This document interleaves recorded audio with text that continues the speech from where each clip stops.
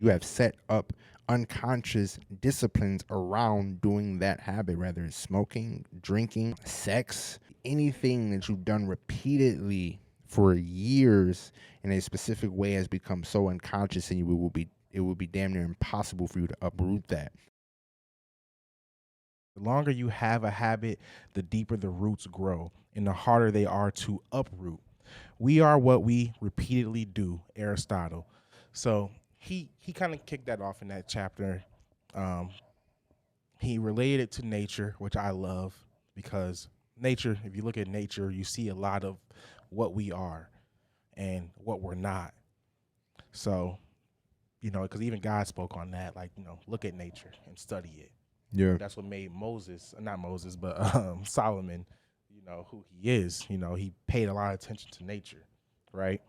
So, going off of that, I just noticed like you got to uproot some things, and when you start uprooting stuff in your life, you realize how many bad seeds, how many things that you did that were just awful to your life. And it's you have this compound effect. So no, just deciding tomorrow that I'm no longer going to smoke doesn't mean that my lungs are going to be perfectly fine in 24 hours. Facts. However, starting is starting is almost more important than finishing, because in reality you never really finish. But it's so important to just start that new compounded out effect in your life. At the end of the day, time is going to keep going by. So as time continues to go by, what are the choices? What are the habits you are now creating in your life? What are these new seeds you are planting in your life? What were the habits that you had to uproot up out of your life? So, just take that with a grain. No, don't take that with a grain of salt. Take that thought, take that thought in, and seriously consider it. The main thing we want to do in this podcast is bring the type of valuable information that, like myself, like Manny, can retain that information. And I have to say, habits is a huge one, right? And just the way the book is set up, he's bringing you to where you need to be. You know, Obviously, what was it? Choices. You know what I'm saying? Now we're off to habits. You see what I'm saying? You got to start making choices to create habits, right? So just keep that in Facts. mind. Keep that in mind. Give me something stood out for you for the chapter. Man, everything you just said was factual. I think ultimately the most important thing you kind of said there was right in the beginning when you alluded to the oak tree and the roots. You know what I'm saying? It being so difficult to pull up a root that's grown really really big. Well, if you've been doing something for 5 or 10 years, that's a really big root in your life. You Mm-hmm. have set up unconscious disciplines around doing that habit, whether it's smoking, drinking, sex, literally anything that you've done repeatedly for years in a specific way has become so unconscious, and it will be damn near impossible for you to uproot that. And it really hits home for what it's like to get your mind right. Ultimately, when it comes to getting your mind right, what you want to remember is that it's a slow process. It's not a decision overnight. And well, it is a decision overnight, but it's not a change overnight that's so drastic that it's like, boom, you wake up the next day and my mind is right. I'm now thinking the way I'm supposed to think. Well, you haven't thought the way you were supposed to think for the past 5 to 10 years. That's another habit. It's habitual for you not to think right. You know what I'm saying? So you want to really zone in, as D kind of alluded to, going back and then now to habits. You want to zone in on the choices that you make. You want to zone in on the habits that you have, and you want to track those things. I'm really glad you brought up tracking, because tracking was not something I was thinking about saying. So I'm glad you brought up tracking. And you want to begin to track these things, and slowly but surely you will notice your mind will start to alter, and you will start to think so much better, and your mind will be in such a better space. And man, put it in the comments if ever you've been in a situation where your mind wasn't right and now it is right. Put it in the comments, DM us. You know what I'm saying? Like, we love hearing about people who are turning their lives around, or who have turned their lives around, because it's so rare nowadays. But to get into habits, as you alluded to, we are what we repeatedly do. You know, a daily routine built on good habits is the difference that separates the most successful among us from everyone else.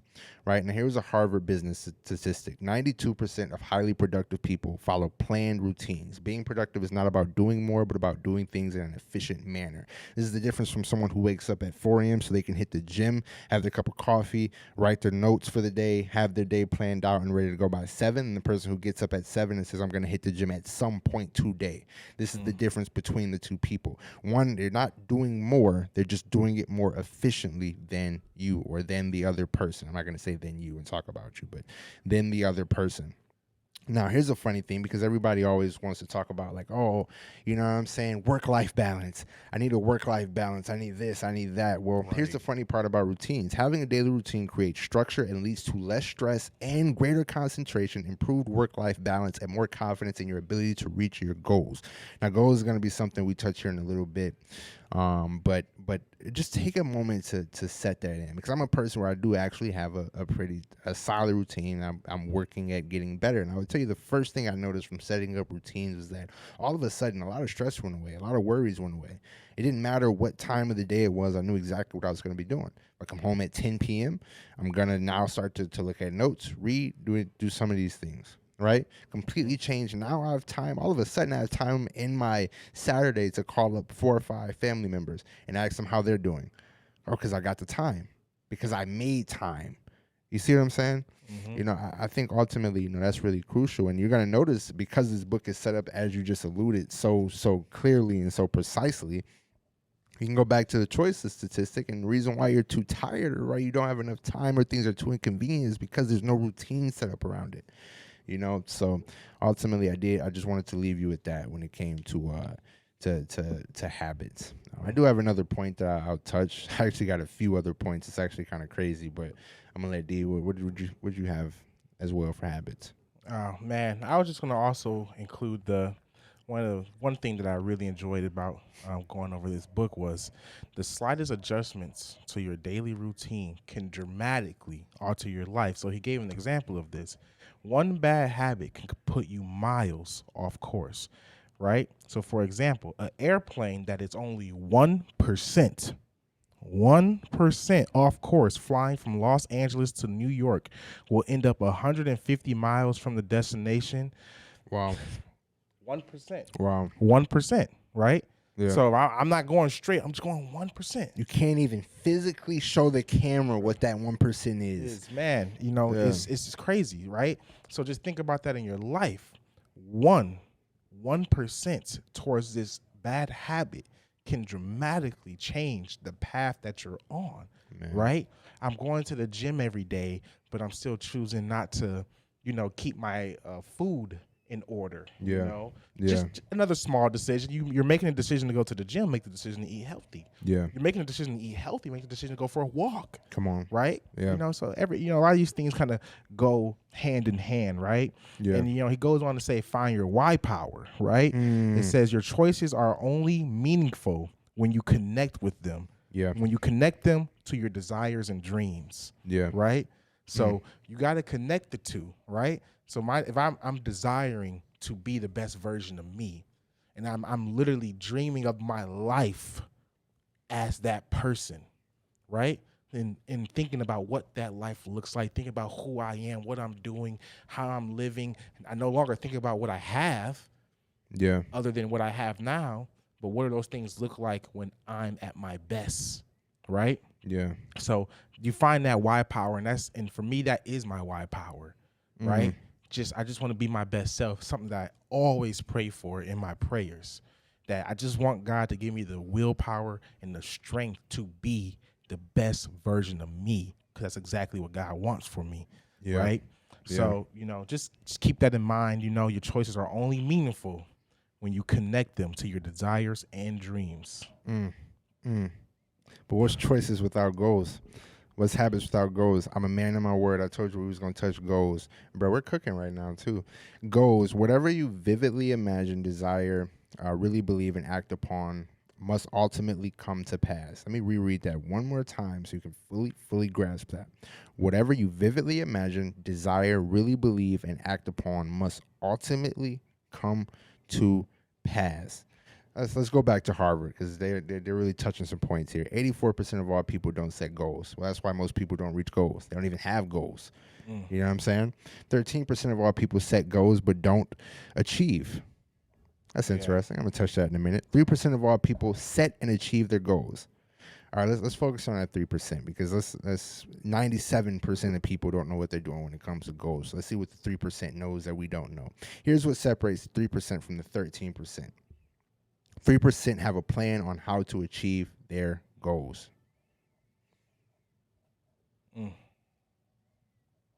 So you're telling me the biggest difference between someone who achieves, sets, and does not achieve, someone who sets and achieves versus someone who sets and does not achieve, is that 3% of those people actually come up with a plan to achieve them.